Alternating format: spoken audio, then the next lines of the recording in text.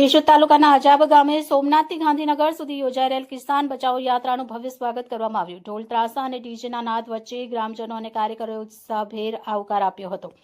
આ પ્રસંગે પાર્ટીના ગુજરાત પ્રદેશ પ્રમુખ ઈશુદાન ગઢવી, પ્રવીણભાઈ રામ, મનોજ સોરઠિયા તથા પિયુષ પરમાર સહિતના આગેવાનોનું કુમારિકાઓ દ્વારા કુમકુમ તિલક કરી સામૈયા સ્વરૂપે સ્વાગત કરવામાં આવ્યું। બાદમાં પાટીદાર સમાજ ખાતે કિસાન સ્વમાન સભાનું આયોજન કરવામાં આવ્યું, જેમાં ખેડૂતોના હિતના મુદ્દાઓ પર ચર્ચા થઈ। હાલ ખેતીની વ્યસ્ત સિઝન અને માવઠાની આગાહી વચ્ચે પણ મોટી સંખ્યામાં ખેડૂતો ઉપસ્થિત રહ્યા હતા। સભામાં ખેડૂતોના પ્રશ્નોને લઈ નેતાઓએ સંબોધન કરતા સમર્થનનો માહોલ જોવા મળ્યો હતો। કાર્યક્રમમાં જિલ્લા પ્રભારી હરિભાઈ દેલવાડિયા, તાલુકા આગેવાન નિલેશ અધીરા, મનોજભાઈ બાબરિયા, અક્ષય અધીરા, જયસુખ ફલદુ, રમણીક વટારિયા, પ્રવીણ બાલાસે સહિત અનેક કાર્યકર હાજર રહ્યા હતા। કાર્યક્રમનું સંચાલન જયેશ પરદેશી દ્વારા કરવામાં આવ્યું।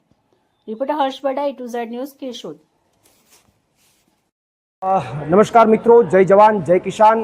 અત્યારે કેશોદના અજાબ ગામે પરિવર્તન લાવો ખેડૂત બચાવો યાત્રા અહીંયા પહોંચી છે। અત્યારે અહીંયા ખાટલા બેઠક હતી, પરંતુ ખાટલા બેઠકમાં પણ વિશાળ સંખ્યામાં ખેડૂતો ઉપસ્થિત રહ્યા।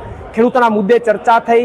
ખેડૂતોની જે સમસ્યાઓ છે, બિયારણની સમસ્યાઓ હોય, ખાતરની સમસ્યાઓ હોય, અત્યારે US અને ઇન્ડિયા ટ્રેડ ડીલને લઈને ખેડૂતો જે પાયમાલ થવાના છે, આ તમામ મુદ્દે અત્યારે આ ખાટલા બેઠકમાં ચર્ચા થઈ છે।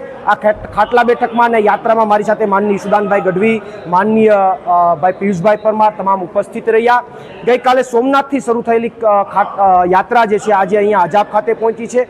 8 તારીખે ગાંધીનગર પહોંચશે અને ગાંધીનગર ખાતે એક વિશાળ ખેડૂતો માટેની મહાસભાનું આયોજન છે, જેમાં માનનીય અરવિંદ કેજરીવાલજી પણ ઉપસ્થિત રહેવાના છે। અને આ સરકારને હવે માગણી કરાય એવો વિષય નથી, કારણ કે અમે હળદરમાં માગણી કરવા ગયા તો અમને 108 દિવસની જેલ આપી દીધી। કારણ શું? કારણ કે મેં કેશોદના લોકો માટે અવાજ ઉઠાવ્યો, કેશોદના ખેડૂતો માટે પદયાત્રા કરી, અહીંયાના અંડરબ્રિજ માટે મેં અવાજ ઉઠાવ્યો તો મને 108 દિવસ સુધી જેલમાં નાખી દીધો। એટલે હવે અહીંયા માગણી કરવાનો વિષય નથી, હવે તો પરિવર્તન લાવો અને ખેડૂતોને બચાવો આ યાત્રા લઈને નીકળ્યા છે અને આવનારા દિવસોમાં ચોક્કસથી ગુજરાતના ખેડૂતો પરિવર્તન લાવશે।